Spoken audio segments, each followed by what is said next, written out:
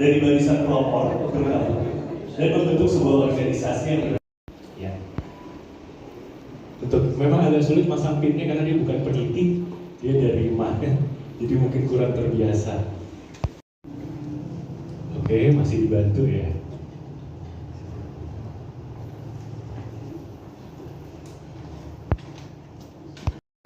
Dan menjelang 17 Agustus 1945. Hari ini adalah 15 Agustus 2024. 80 tahun yang lalu, 15 Agustus 1944, Bung Karno mendirikan Barisan Pelopor,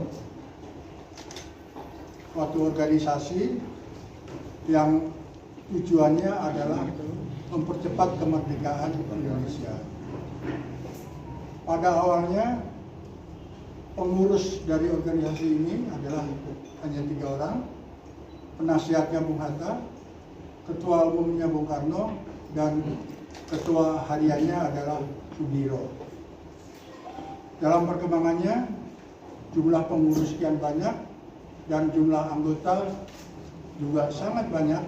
Menurut catatan adalah sekitar 1 juta orang. Apa yang dikemukakan di sini mengenai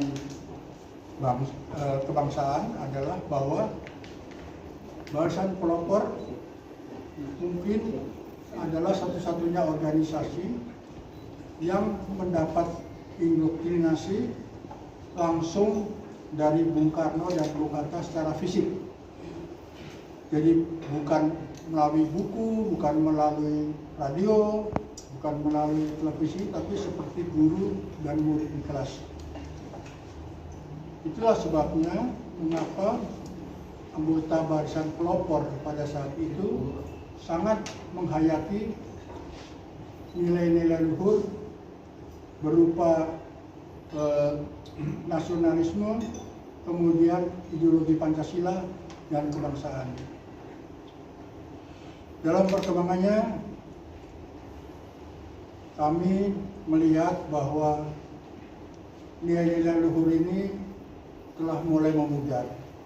Untuk lambang sebenarnya Perhimpunan Indonesia yang dipimpin oleh Bung Hatta saja di Belanda itu lambangnya juga banteng.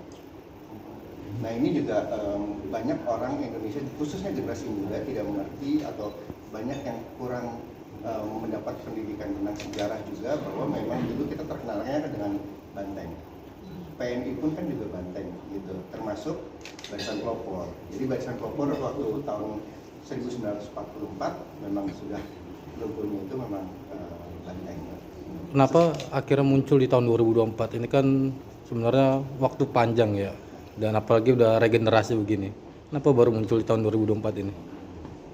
Nah, sebenarnya kita awal pertemuan itu sudah dari 2016, tapi karena COVID dan segala macam, dan juga kita melihat generasi kedua dari Barisan Pelopor ini memang umurnya mostly sudah di atas 60 tahun gitu. Jadi inilah yang kita melihat bahwa generasi cucu, generasi penerus itu harus kumpul kembali, harus merefresh kembali mengapa kita ada di Indonesia gitu. Jadi saya rasa lebih baik terlambat daripada tidak sama sekali untuk generasi Indonesia yang lebih baik.